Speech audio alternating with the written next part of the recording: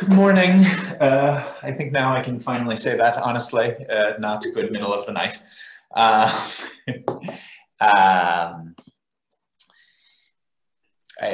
wanted to start just by saying thank you for the invitation to come, and it's very exciting to meet this group that I've been hearing about for the last few years. I'm sorry it can't be in person, but next year hopefully.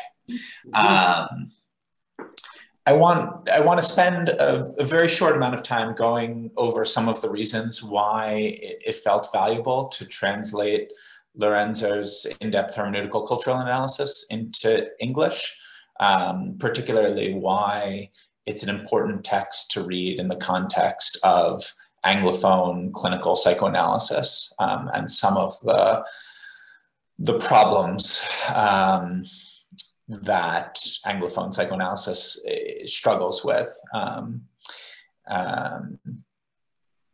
The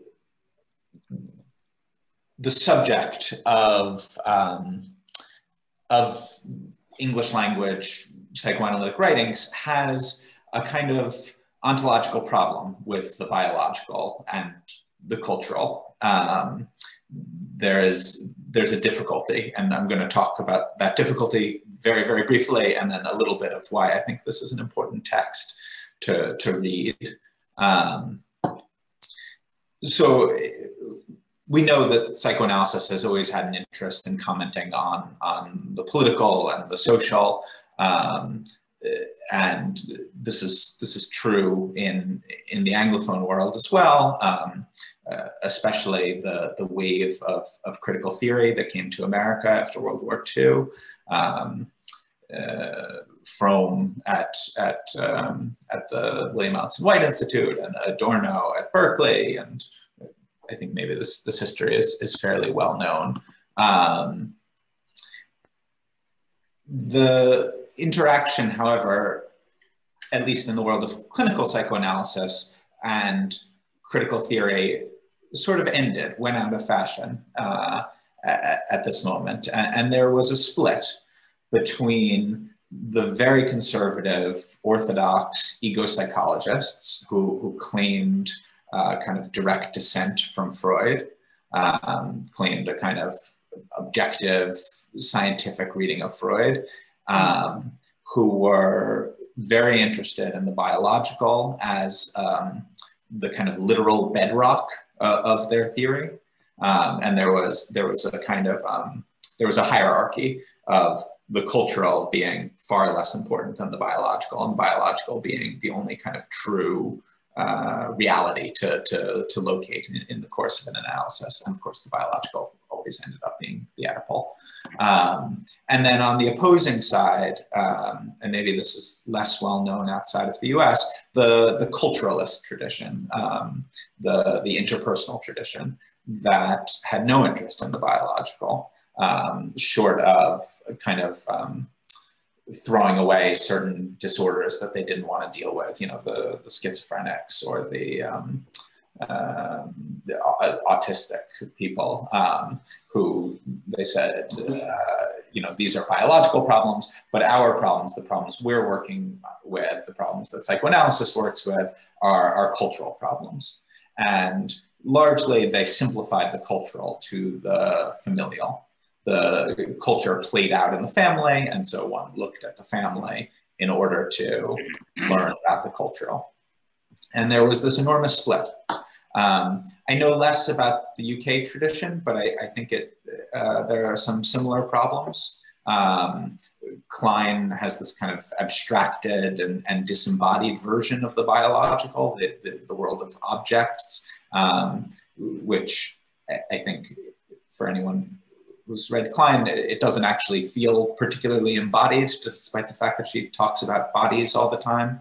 And the middle school, I think, has a similar rejection of the biological, or at least has a tendency towards that. I know that I'm neglecting things here, but I want to sort of talk about the broad problems.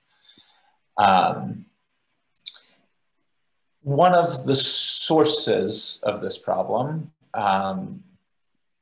is, well, I think there are two big sources, at least in the US context. One is that the medical industry had a monopoly on psychoanalysis, so that it was only allowed to be practiced by medical doctors.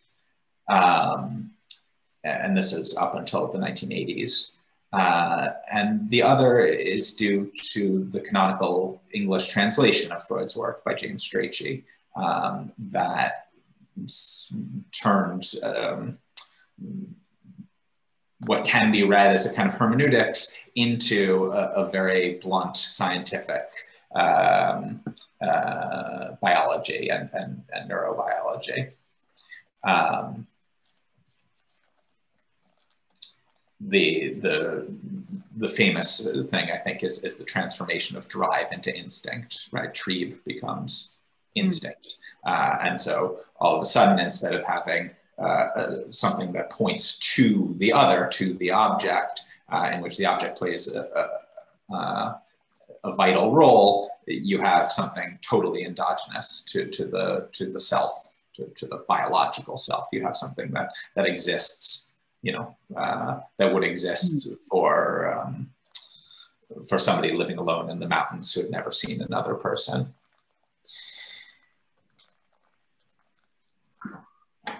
Contemporary English translations have worked on this, but the American institutes have largely maintained the split between the biological as bedrock and the culturalist traditions.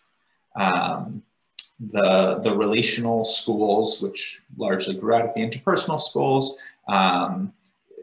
there's little to no talk of drives, and any kind of interest in a body is really in the realm only of the symbolic.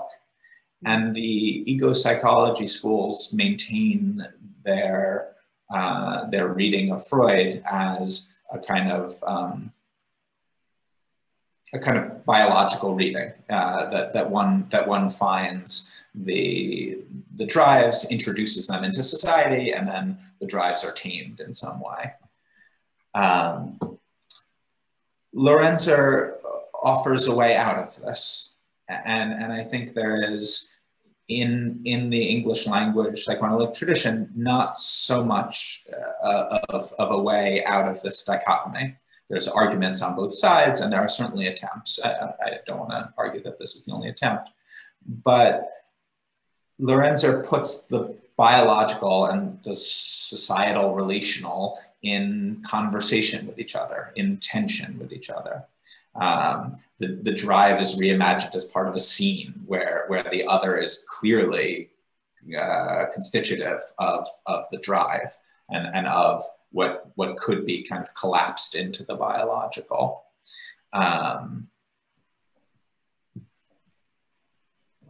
This stands in really important contrast to what we've largely had. Lorenzer places the unconscious between the natural and the societal, and finds not objects, which again can be in Klein exist before the other, but social scenes understood by the individual through limited biological mechanisms. So the body is brought in, right? We understand the scene through our eyes, through our ears, and he pays a great deal of attention to the actual biological limits of taking in the scene. And this conversation between the biological and the social is really vital for both social analysis coming out of psychoanalysis, again, in the English language, and also for clinical psychoanalysis itself. And I just want to end very briefly with something about where I have found it useful clinically to think about the scene. I have a handful of patients who, with whom talk about racism, their own racism, or racism they've encountered is a large subject of our of our work together. And I think for anyone who's open, any clinician who's open to talking about these things, it comes up in a great deal of therapy. The English language tradition has placed racism in the individual and in their projected material. So I have something in me that I don't want, I project it onto the other, that's racism. And at best, there's some mention of a social script that points towards a particular racist equation. African Americans with sexual violence, Jews with greed, and so on and so forth. But the location is always in the individual and in their conflictual relations. From an object perspective, this is all self-evident, but it opens very little for me, at least clinically. A scenic perspective allows us to connect the racist scene, the scene that inspires and frightens and excites the racism, to the individual's historical, traumatic, sexual, and sexualizing scenes, rather than finding the same racist objects again and again and again. And it can become very kind of deadening to run across the same objects that you've seen so many times before. Lorenzer allows for race, and specifically our racism, to live in the, sorry, there's a typo here, to live in the conversation between the social script and the biologically limited individual. There's all of a sudden a conversation where before there was just a re-unearthing of what we already knew to be there. And I would love to talk more about this, but I was told 10 minutes, and so I will wrap up. Thank you very much.